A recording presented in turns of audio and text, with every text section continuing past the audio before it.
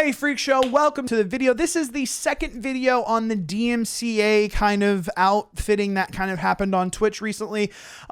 This kind of spawns into a different side of what I was talking about in the first one. If you want to watch the first one, it should be up here somewhere, hopefully in a card, if I've done my due diligence as a YouTuber.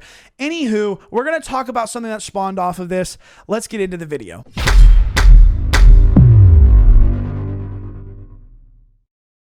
All right, guys, like I said before, this is the second part of a video. If you would, leave a like, hit the sub button if you're new here. That would be really, really great. Anywho, let's get into it. The DMCA outburst. So just a little bit of a recap. Twitch threw out some DMCA claims in which some people think that it's not really all that hard-hitting of a DMCA claim, and it's more or less a propagandic move to try and get people to use their non-copyright service that they have developed. Not really sure the whole validity of that entire argument, but there are some logical factors that kind of point you in that direction. Now, what I want to get into with this video on the second part of this is that DMCA, we had a very interesting tweet from the quote-unquote creative director at Stadia, which is a complete fabrication, I guess, or lie. It's in his Twitter bio, but anyway, I'm not here to try and speculate on whether or not that's a really truthful statement. He was the creative director of a studio that Google bought recently, and then all of a sudden he has the title of creative director of Google Stadia. Not really sure if that's really true or how that really correlates. Maybe it is true, but anyway, he made a very interesting tweet. Let's get back to the subject at hand, not necessarily what we're actually talking about. But anyway, we're over here talking about.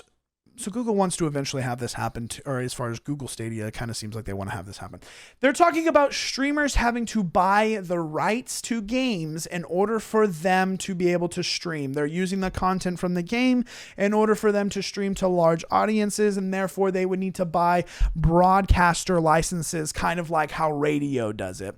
Now, I completely understand the idea or the parallelism that you can see from a music industry saying that you need to have a broadcaster license in order to actually move or use your song or your content to broadcast to many people. I get the parallelism. If you're using the creative content that a studio has developed, you should buy a broadcaster license, basically pay money in order to broadcast that to a multitude of people. Now, I am a little bit biased here, but I think that's absolutely stupid. 100% one of the dumbest ideas that you could possibly do. And I think the gaming industry understands that. Even Nintendo, who's had a lot of problems with this in the past, has moved on to the idea of the Nintendo Creators Club. I'm juxtapositioning this up in the thing. But anyway, Nintendo has made like a group in which, creators can use their content to actually, propagate or use this as free advertising is basically what it boils down to. And so my idea, again, this is coalescing to what we had before, is the idea of exposure in order to generate revenue for said companies. And so with that being said, in the first video, I talked about how 50,000 ears hearing a song will then want to hear that song again, but won't be able to play it on the streamer's content because they don't get to request it. And then, people go and stream that song on different, as far as Spotify, as far as Pandora, as far as YouTube, wherever you listen to your music, but they go and find it because they heard it on someone's stream. And I know many of the artists that are in the industry would want their song to be propagated out to people, not only so that people can hear it, but so that other people would be enticed to actually go stream that or go buy that album or song or whatever in the future, or at a different time. And so we're getting into the this new video. The second video is on the lines of basically the gaming community doing the same thing, that you need to have a copyright or you need to have a licensing agreement in order for you to be able to stream it. And I know that there are many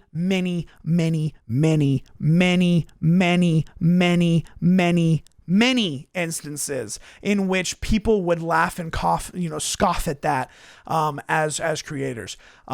Just to name a very, very few that are in recent times: Among Us, Fall Guys, Stardew Valley, which is actually kind of older, but like they are small. Phasmophobia. These people are very small creators, small quote unquote studios. Some of them are literally single developers.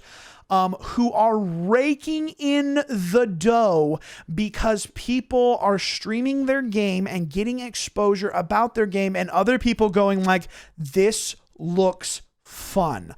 I want to play this. And so I do that all the time myself. I see someone streaming a game. I'm like, oh, that would be really good. Like, that would be really fun to play. And then I could share it with my community, and my community could, and literally it's like an explosion. One little, and then everything explodes. Everybody sees it. Everything reacts to it. And then it causes more, and causes more, and causes more. And it's like the exposure that you get from streamers or from content and community, like literally influencers on the internet, literally cause explosions of exposure. They just, everybody can see it. Everybody wants it. Everybody goes and gets it. Everybody plays it. You know, like it's so easy to see that literally companies are made by one hit off thing. Like the creators of Angry Bird, the studio that made Angry Birds, I believe that they had like 17 apps before. That number is completely out of thin air, and don't fact check me on that. But they literally had so many apps before, and they were I don't want to say that they were literally, literally figuratively. Anyway, they were I'm under the impression that they were going to go bankrupt, and that Angry Birds was quote unquote last resort. Now I'm gonna say that probably isn't really true, but they're close to giving up because they had tried so many times and never had anything blow up. And then Angry Birds, back when I was in high school, blew up, and everybody was like, oh, this is so cool. It's like a little slingshot, and then you go kill these these little pink pigs that are in the castle, and it's so cute and it's so fun, and it's challenging at different points and that sort of stuff. And it was like everybody started playing it, and it literally just shot up in both users and then people doing microtransactions to get help on different levels, so on and so forth. And that small studio then exploded to be able to make more games, to make more content, to make more stuff. And literally, like I said, the content that is being made, if it is good and viable, will propagate to more people. And that if you make something that's really, really good and people really, really enjoy, then people will buy it. And you really, really, really don't have to try and with today's technology and the propagation of TikTok or Instagram or Twitter or any of the social media platforms, if you literally just put the content out there and people like it, they'll go find it, they'll go stream it, they'll go play that game, they'll go do that music, read that book. I mean, read that book's kind of weird, especially for our industry, but anyway, you get what I'm saying. A lot of people still read books. Let me just put that out there. There's a good thing in reading books, all right? There's a lot of information that's out there and all that sort of stuff. But anyway, all of that aside, I believe that if the music industry would grow into the 21st century of marketing and exposure, and then using that exposure to generate more wealth from a freemium standpoint, they would be much more inclined to, one, have a positive outlook on everybody, and then number two, still stay viable, because there are many artists and creators who are being made off of exposure from social media that the music industry is not capitalizing on because they're trying to hoard whatever information or whatever stuff they have. Some of these artists are so big, they don't need any of these record labels. They don't need any of these industry titans to sit there and quote unquote manage their stuff. Literally, they can just go on their own and be able to have people stream stuff and make stuff and make just as much as what they do with all these big clients these big companies taking a split off of their cut. It kind of blows my mind. But anyway, I digress on the entire thing. If the video game industry decides to backtrack and go into an ancient way of thinking, that will be harmful. I've seen Nintendo, like I said before, Nintendo has moved forward into allowing creators to stream their content in order to get more people to want to play the game, to get more people to actually be exposed to their content and understand that they make really good games and make people want to get their games. That is the beauty of this new age technology that we're just figuring out how to use with the internet. I mean, people, oh, we're just figuring out how to use it. There are a lot of people that are still figuring out how to use it. But like I said, if you master the social media if you master the actual usage of social media, you can expand upon your content tenfold by the exposure that you get. And then people want to get that stuff. And it's all the way around very, very easy for people to be able to do that. So long story short, I really think it is possible that the music industry will have a revolution coming up. That seems very, very far from what I was getting at. But anyway, I think the ancient way of thinking is being exposed to be bad. It is being exposed to be very, very reverse way of thinking. And that if you had that exposure on your videos and things, like I've had points where different outros on different YouTube videos make me go, where is that from? How did that get there? How is that? Anyway, long story short, that is the importance of people having exposure. So kind of rambled and didn't say anything there for the last 2 minutes. But anyway, guys, to see in the video, really appreciate you watching. Thank you. Think about hitting the like button. Think about hitting the sub button. That would really be appreciated.